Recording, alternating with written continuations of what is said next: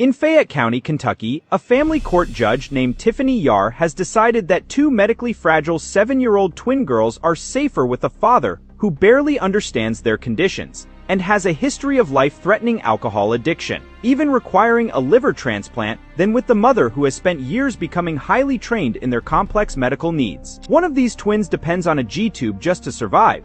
Yet this court still ripped them from their primary caregiver and handed them to a parent with a documented substance abuse history, raising serious questions about whose best interests Judge Yahr is really protecting. Judge Yahr admitted there was no finding that Cindy ever abused or neglected her children, yet she still stripped this protective mom of custody and shipped the girls out of state, effectively punishing Cindy not for harming her daughters, but for speaking out about corruption in family court. Based on Judge Tiffany Yahr's reported actions in recent custody proceedings, I believe she has exceeded her lawful authority and disregarded fundamental constitutional protections, giving the appearance that she places her own power above the law and the rights of the families before her.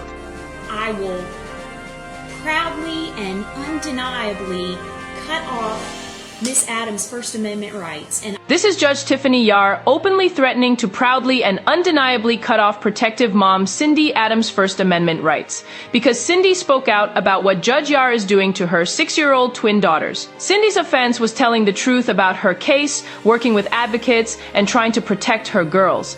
Silencing a parent for exposing judicial misconduct is not decorum, it is retaliation. No judge should be allowed to strip a mother of her children and then threaten her constitutional rights for speaking up. We demand oversight, accountability, and protection for Cindy's twins and for every family facing this kind of abuse of power. This next clip shows Judge Yahr quickly shutting down the grandmother, Cindy's mom.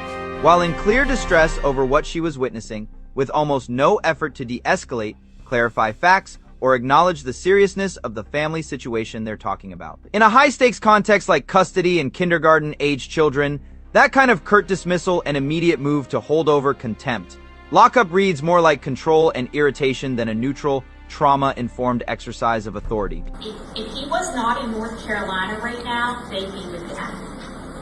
If not for the fact that these children have just started kindergarten in this state, you need to go out of my courtroom right now. Damn right I do. You get break up jail. So let's bring her into the holdover piece and let her... Hey, you don't know what's going on inside families. You don't know the situation. We'll get a 5 lawyers. You'll learn. You're wrong. You're so wrong. He's a bad dad and she's a bad So, Miss mom. Adams, what... Essentially, I don't think that you should speak whatsoever. Judicial authority is supposed to protect children and ensure all relevant evidence is heard, not silence grandmothers and criminalize their grief. This clip shows apparent judicial misconduct, abusing contempt powers to control the room and suppress testimony, instead of ensuring a full and fair hearing for the twins and their extended family. She stated in post that she was ordering the girls clothes that are anti-family court clothes for them to wear. It's right there. She posted these motions in this group that has over 11,000 people in it or so. She posted medical records. She posted up-close communications with Mr. Anderson. All of it had significant personal information. Now, I know that this is a public record case, and I know that those records, if they're filed into this case, they are accessible. But you've got a whole pack of people that all believe that they have been wronged, and you're riling them up with the doctor's name, with your children's name, with everything. And that is so dangerous. It is absolutely so dangerous. And everybody can roll their eyes at that, but again, this is evidence to me that she is disconnected from the reality of the situation.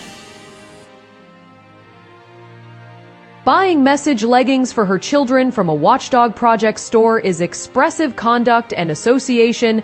Punishing a parent for that kind of peaceful expression looks like viewpoint discrimination, not a child protection decision. Judge Yahr is treating Cindy's public advocacy and sharing of court-related documents as if it is itself a kind of danger, rather than separating three different questions. Are there genuine safety risks, doxing, threats, specific targeting? Are there actual legal confidentiality violations posting sealed records, or is this mainly discomfort with being criticized and exposed by a large organized group